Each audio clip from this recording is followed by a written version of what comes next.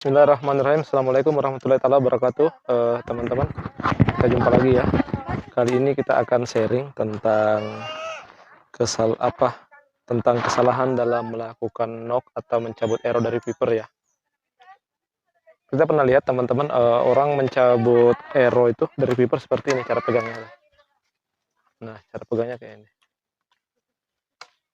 Jadi kita nggak boleh pegang arrow, cabut arrow dari Viper seperti ini cara pegangnya. Ini nggak kuat, gampang jatuh ya.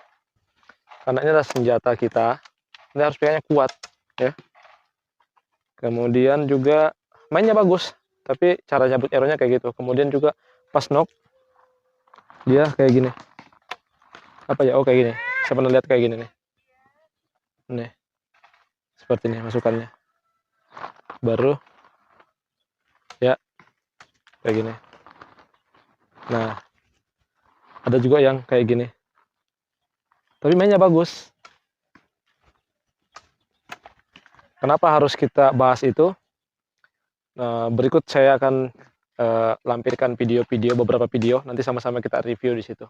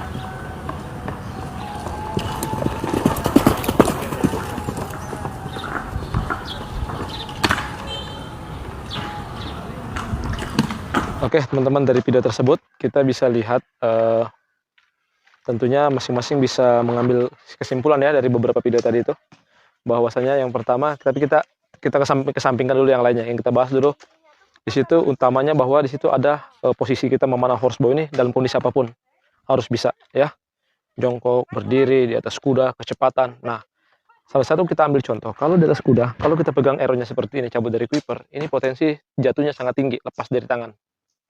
Yang kedua, kalau kita misalnya kita lagi hunting, kita berburu, misalnya kena hewannya akan nyerang balik nih. Kita cabut arrow seperti ini. Kita nggak bisa, belum sempat kita knock, arrow-nya datang, kita sambil jaga-jaga diri, jadi kita harus pegang kuat ini. Nih, untuk menyelamatkan diri kita dari serangan si hewan tersebut ya. Nah, kita harus pegang kuat. Yang kedua, knock-nya. Saat kita melakukan knock, seperti ini, kalau kita menunggang kuda, ini nggak bisa nih knock kayak gini. Ini getar-getar nih. Getar, pasti meleset ya. Kemudian saat kita juga sambil berjalan memanah atau kecepatan, kita nggak bisa masuk nih. Karena jarak tangan dengan ini jauh banget. Nih. Ya. Nah, jauh banget. Jadi teman-teman bisa ambil kesimpulan sendiri ya setelah melihat video tadi. Nah, apa hal yang perlu kita bahas di situ? Kenapa bisa terjadi demikian? Mainnya bagus tapi knocknya seperti itu. Cara knocknya, cabut arrow-nya. Apa yang salah? Kalau menurut saya pribadi, tapi nggak tahu ya para senior yang lain, kesalahan satunya adalah kesalahan awal saat latihan. Saat latihan, banyak orang ketika memegang busur, sudah pegang busur, belajar knocking, draw, belajar draw, tarik. Setelah gini, dia langsung fokus di target tuh, fokus target. Sehingga langsung fokus di target. Sehingga ketika mainnya bagus. Tetapi ada beberapa tahapan-tahapan yang dilangkahi. Saya kasih salah satu contoh, misalnya kita nih naik sepeda. Kita sering lihat ya fenomena sekarang di jalan-jalan yang paling banyak, yang paling terkenal itu adalah emak-emak biasanya. Jadi naik motor, naik motor, terus tiba-tiba langsung belok, nggak nyalain lampu sen, ya, nggak nyalain lampu sen, langsung belok. Ini sangat mempotensi untuk kecelakaan, keselamatan dia dan juga orang lain.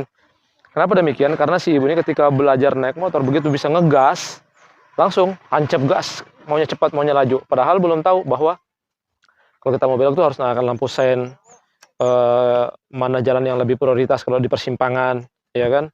Kalau misalnya kondisi seperti ini kita harus bagaimana? Ini yang tahapan-tahapan yang tidak diikuti, langsung gas motor tancap. Nah, hal ini pun yang terjadi pada teman-teman yang belajar main panah.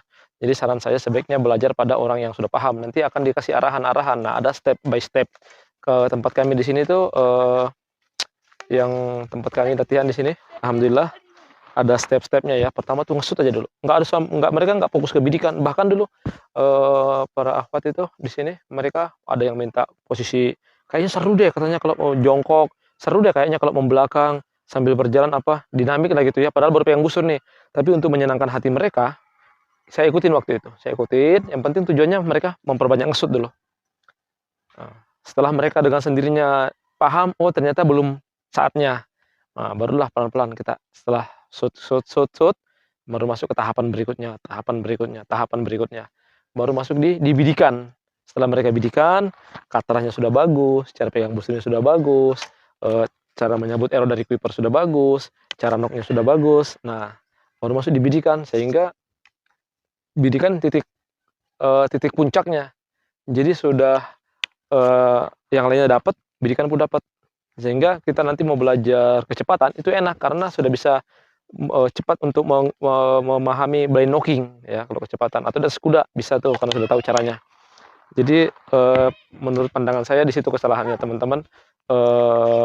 Kesalahannya adalah karena tahapan belajarnya itu saat belajar itu tidak mengikuti tahapan-tahapan, tidak mengikuti fase per fase ya. Jadi langsung pegang busur, ngesut, pegang busur, bidik langsung. Wah, semangat nih. Padahal ada tahapan-tahapannya. Jadi apapun itu seperti orang main bola.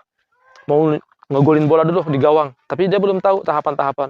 Kalau kita jatuh seperti apa, kalau kita di sliding, posisi kita jatuh, kita harus bagaimana ya. Kalau misalnya kita berhadapan dengan di posisi di pojok gawang, pojok lapangan, kita berhadapan dengan lawan ini, kita yang bawa bola, kita harus bagaimana? Ya kan, cara memainkan bola nendang, bolanya bisa lari ke samping, bisa belok bolanya, itu ada semua tahapan-tahapan, metode-metodenya ya. Jadi nggak langsung asal cetak gol, nggak bisa. Nah, jadi semua ada tahapan-tahapan. Jadi ya demikian ya teman-teman ya. Saran saya bahwa teman-teman yang pemula sebaiknya belajar pada orang yang sudah paham. Oke, cukup sekian teman-teman. Assalamualaikum warahmatullahi taala wabarakatuh. Salam Arimaya. Di antara doa Nabi untuk sahabat, Allahumma saddid sahmahu. Ya Allah, tepatkan anak panahnya. Itu menunjukkan bahwa para sahabat itu, jangan bayangkan sahabat Nabi itu duduk di masjid, baca Quran, baca zikir, sholawat, habis itu sholat lagi, nunggu malaikat maut datang. Jadi, kalau begitu Islam ini nggak akan berkembang. Kita nggak akan pernah menang. Oleh sebab itu kenapa? Dengan anak panah. Wa'iddu lahum mastata'tum min quwwah.